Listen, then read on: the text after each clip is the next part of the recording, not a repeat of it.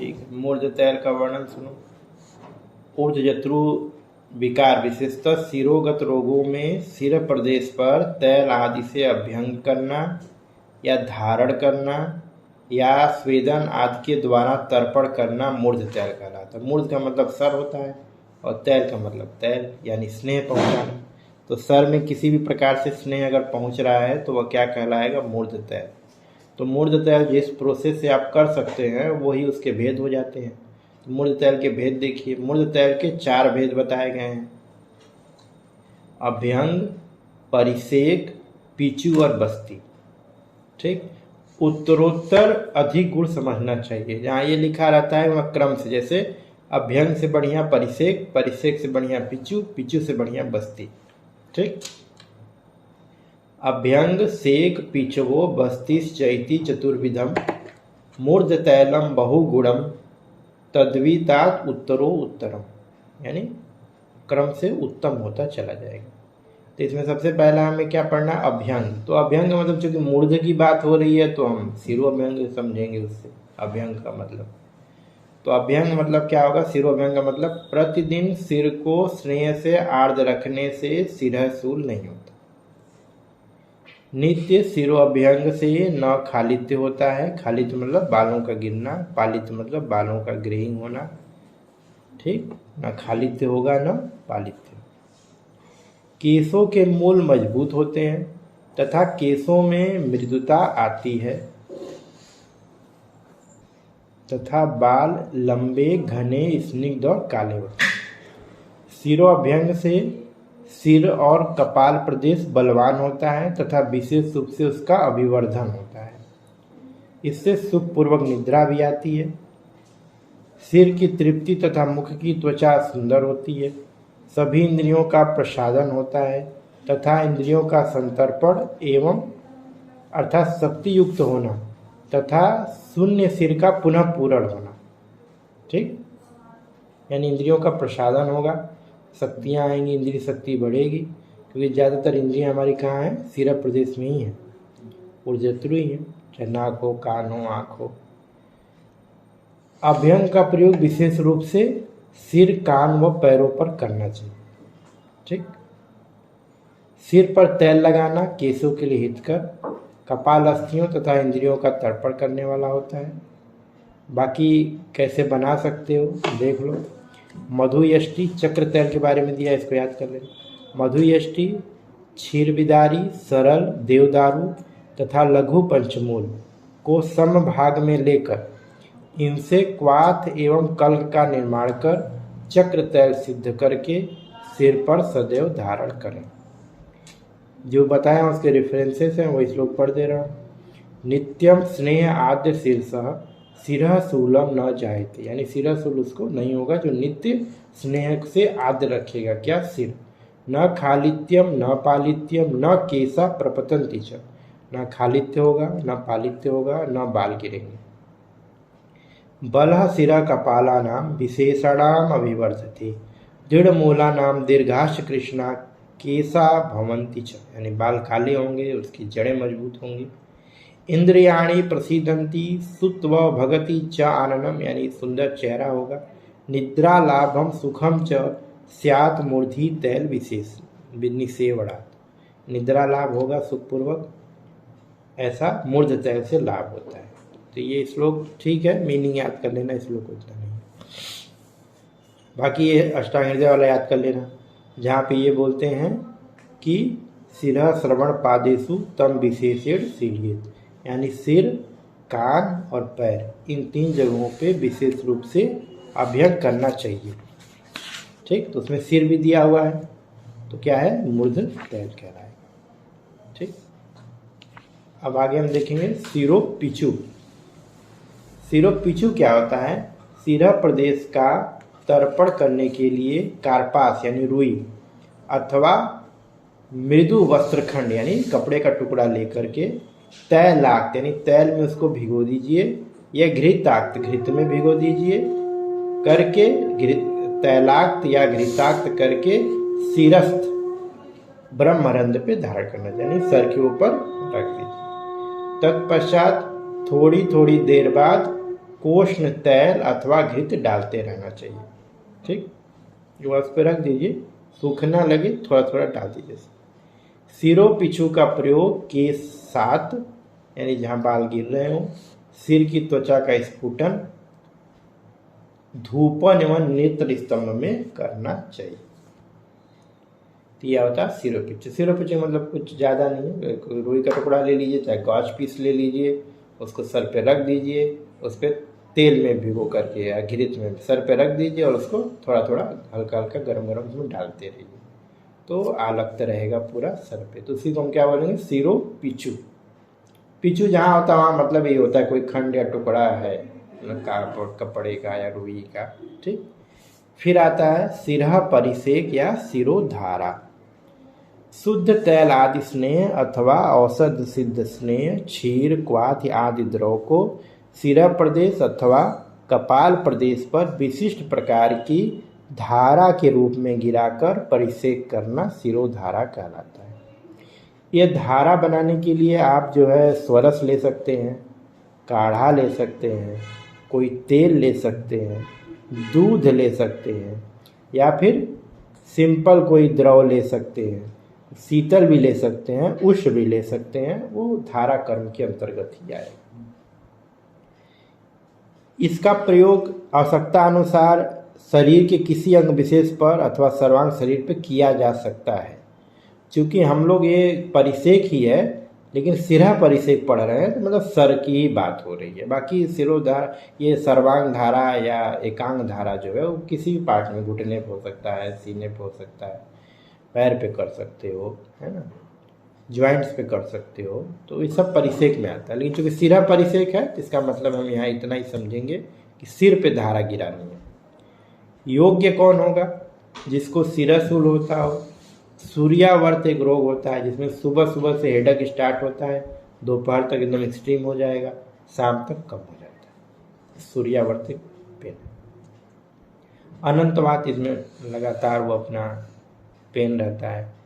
उन्माद, अपस्मार, कर्ण रोग, स्मृति दौर्बल्य, पालित्य, खालित्य, कपालगत रोग, दृष्टि मांद्य आदि। और उनसिका यानी छोटी छोटी फुंसियाँ, सिर में सुई चुभने जैसी वेदना, दाह, पाक एवं व्रण से में परिसेक हम कर सकते हैं। बहुत छोटा श्लोक याद कर लेना, अरुणसिका शिरस्तोदम दाह पाक व्रणेषु।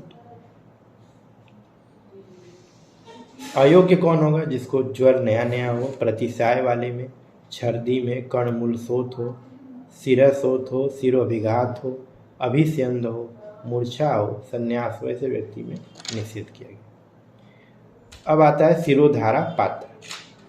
सिरोधारा हेतु घट के समान विशिष्ट पात्र का प्रयोग किया जाता है, जो स्वर्ण, ताम्र आदि उत्तम लौह से अथवा काष्ठ या मिट्टी से भी निर्मित हो सकता है। इस पात्र में 2 पृष्ठ द्रव भरने की क्षमता होती है, मतलब लगभग 2 लीटर के आसपास, 2 से 3 लीटर रहता है, उतना पर्याप्त रहता है। इस पात्र के निचले भाग के मध्य में कनिष्ठिका अंगुली के समान मोटी छिद्र होती है। इस छिद्र के ऊपर से एक दूसरा वृत्ताकार या छिद्र को युक्त पात्र रख दीजिए, जिससे इसका छिद्र एवं पात्र का मध्य आमने सामने हो जाए। इस वृत्ताकार पात्र के छिद्र में वस्त्र अथवा रुई की बर्ती लगा दीजिए, जिससे उसकी धारा बन जाए। धारा पात्र के मध्य से निकाल दीजिए। ऐसा करने से बर्ती में बनाई गई ग्रंथि के कारण मध्य छिद्र बंद नहीं होगा और धारा हेतु द्रव सतत रूप से निकलता है। आजकल तो नॉब होता है, खोल दीजिए, उससे गिरेगा, पहले के हिसाब से बता रहे हैं। धारा पात्र को इस प्रकार लटकाएं जिससे वर्ती की ऊंचाई सिर से 4 अंगुल ऊपर रहे, बस इतना ही रखना। फिर आता है सिरोधारा की विधि, वो सब ऑलरेडी तुम लोग जानते भी हो, बहुत सारा चैनल पे भी पड़ा हुआ है, देख लेना, पढ़ दे रहा। सिरोधारा योग्य रोगी का सम्यक रूप से परीक्षण करके सिरोधारा द्रोणी पर शयन करा दीजिए। रोगी का सिर धारा पात्र के ठीक नीचे रहे, इसके लिए द्रोणी को विशेष रूप से बनाया जाता है। रोगी के नेत्र को रुई अथवा मृदु वस्त्र से ढक दीजिए, ठीक, और उसके मस्तक पर वस्त्र की पट्टी को रस्सी जैसा बना करके एक मृदु बंधन बांध दिया जा रहा है, जो हम लोग बांधते हैं आईब्रो के ऊपर से, ताकि जो आँखों में न चला जाए और आपको भी डिमार्केशन हो जाए कि हमको यहीं तक धारा करनी है। ठीक, धारा पात्र में रोगानुसार औषध भर दीजिए, न अति उष्ण न अति शीत हो, रोगी के सहन करने योग्य हो, और पूरे संपूर्ण कपाल प्रदेश पे धारा गिरानी चाहिए। पात्र को विशिष्ट प्रकार से घुमाना चाहिए, मतलब टू एंड फ्रो वाला, एक इधर ऐसे गिराते रहिए बस। सिर से 4 अंगुल की ऊंचाई से धारा की सतत रूप से गिराते रहिए। 45 से 60 मिनट तक धारा गिरती रहनी चाहिए। प्रयुक्त किया गया द्रव द्रोड़ी के नीचे रखे पात्र में एकत्र हो जाएगा। इस एकत्रित द्रव को पुनः गर्म करके धारा पात्र में डाल के सिरोधारा करें। सिरोधारा समाप्त हो जाने पर रोगी के सिर को उष्ण जल से भीगे वस्त्र से स्वच्छ कर निवात स्थान में विश्राम कराइए। तक्र धारा, मान लीजिए इसी में अब धारा चेंज हो रहा है, तो तक्र धारा में क्या करेंगे, सवापरस्त बीज रहित आमलकी चूर्ण ले लीजिए। ठीक, और इस चूर्ण में 3.5 लीटर जल डाल के काढ़ा बना लीजिए। जब 600 ml बच जाए तो ठंडा कर लीजिए। इसी के बराबर मात्रा में 600 ml ये और 600 ml आधा लीटर वो डाल दीजिए, क्या नाम है, मट्ठा। इसका प्रयोग कर सकते हैं आप, इसको बोलते हैं हम लोग तक्र धारा। केसों का श्वेत होना, कलम नाश करता है, दोषों को तनु या कम करके सिरसूल और विकारों को नष्ट करता है, हस्तपात का फटना बंद होता है, ओज क्षय दूर करता है, हृदय रोग को नष्ट करता है, और ऊंची अग्निमांदी को नष्ट करता है, इस सोरियासिस को ठीक करता है। अब आता है क्षीरधारा। क्षीरधारा में भी यही करना है। औषध द्रव्यों से सिद्ध दुग्ध से सिरोधारा करना चाहिए। पित्तज व्याधियों में, पित्तज व्याधियों और पित्त प्रकृति के पुरुषों में इसका प्रयोग विशेषतः करते हैं, पित्त का शमन करने के। इसमें क्या करिए, बला, मूल, सतावरी, अश्वगंधा, दसुन, कोई भी एक द्रव्य ले लीजिए और कोई भी पित्तनाशक मुलेठी उलेठी डाल दीजिए उसमें। 2 लीटर जल में डाल करके और 2 लीटर दूध में डाल के पका लीजिए। पकते पकते जब 2 लीटर बच जाए तो उसको लेकर के सिरोधारा के रूप में प्रयोग करें। सिरोदाह, निद्रानाश, अपस्मार, उन्माद, स्मृति, पित्तज व्याधि में हितकारी हो। तैल धारा क्या होगी, तैल धारा हेतु तेल का, सिरोधारा हेतु तेल का प्रयोग करना तैल धारा कहलाता है। दोष एवं रोग के अनुसार विविध प्रकार के तैल का प्रयोग किया जाता है। वातज विकारों में तिल तेल, पित्तज विकारों और रक्तज विकार में घृत, और कफज विकारों में तिल तेल का प्रयोग करें। कफ रक्त दोनों साथ में हो तो संभाग में तैल और घृत का प्रयोग करें। ठीक, ये पढ़ लेना जनरल, कुछ है नहीं इसमें। कुल मिलाकर उदयतुर विकारों को नष्ट करता है, इंद्रियों को बल प्रदान करता है, त्वचा को मृदु करता है, वर्ण का प्रसादन करेगा, ये सब गुण होते हैं। आता है सिरोबस्ती। योग्य रोगी कौन होगा, सिरोसुप्ति, अर्दित, रात्रि जागरण, नासाशोष, मुखशोष, तिमिर, दारुण सिरो रोगों में सिरोबस्ती का प्रयोग करें। कब प्रयोग काल दिया है, सायंकाल। वृद्ध बागभट क्या सुश्रुत बोलते हैं, सायंकाल। वृद्ध बागभट बोलते हैं सायंकाल अथवा रात्रिकाल। बागभट दिदांते, सारंगधर बिना भोजन के हुए पुरुष को सिरोबस्ती कराना उत्तम होता है। कुल मिला के क्या है, शाम में करना है। ठीक, संध्या काल में आप कराएंगे तो अच्छी नींद आएगी। सिरोबस्ती विधि में क्या करेंगे, सिर में उत्पन्न होने वाले सिरो अभितापादि प्रबल रोगों के नाश हेतु सिर में तैल लगाने पे जो गुण होते हैं उन्हीं गुणों को बस्ती करती है। ठीक, बस्ती में हमें क्या करना है, सिरोबस्ती सर्वप्रथम वमनादि कर्मों से शरीर को शुद्ध करके सायंकाल में रोगानुसार भोजन कराकर सीधा बिठा दीजिए और सिर पर एक चमड़े का निर्मित बस्ती कोष को दृढ़तापूर्वक बांध दीजिए।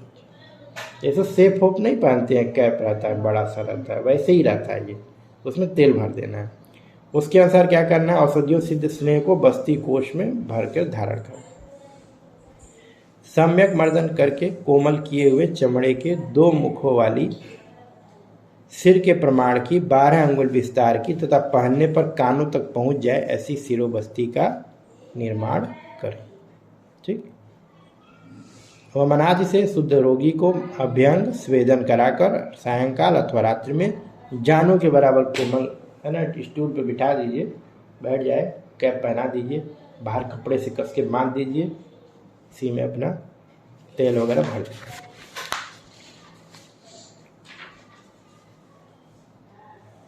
फिर सद्य सुखांबु से मृदित मांस पीस, यानी मांस जो उड़द का हम लोग लगाते हैं, जैसे जानू बस्ती में करते हैं, उसी तरह से दोनों तरफ लेप करके सिर पर केशान तक 2 अंगुल लपेट दीजिए। इसके ऊपर बस्ती लगाकर कानों तक फैलाकर मूल भाग में वस्त्र से बनी रस्सी को कसकर के बांध दीजिए और पुनः बस्ती के बाहर भी वही पिष्टी लगा दीजिए, जिससे प्रयुक्त द्रव का स्राव न होने पाए। और रोगानुसार दोष दोष आदि का विचार करके आप जो है सुखोष स्नेह बस्ती इतना डालें कि स्नेह केश भूमि से 1 अंगुल तक भर जाए, यानी 1 अंगुल तक, जो ऊपर का जो आपका अपर हेड होगा वहाँ से 1 अंगुल आप भर दीजिए, मतलब इतना स्नेह उसमें डालिए, डूब जाए एक तरीके से पूरा।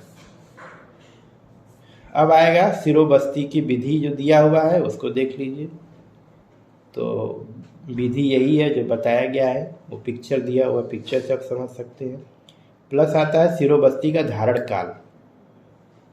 सिरोबस्ती तब तक धारण करें जब तक कि कर्ण, मुख और नासिका से स्राव न होने लगे अथवा वेदना की शांति न हो जाए। बाकी समय भी दिया है काल मर्यादा, तो यह याद कर लेना, बस संख्या याद कर लेना। वातज में 10,000 यानी ज़्यादा देर तक रखेंगे, पित्तज में 8,000 मात्रा काल और कफज में 6,000 मात्रा काल तक रखना चाहिए। स्वस्थ अवस्था में 1,000 मात्रा तक स्नेह धारण करें। सिरोगत वात में सिरोबस्ती में भी 1,000 मात्रा बताया गया।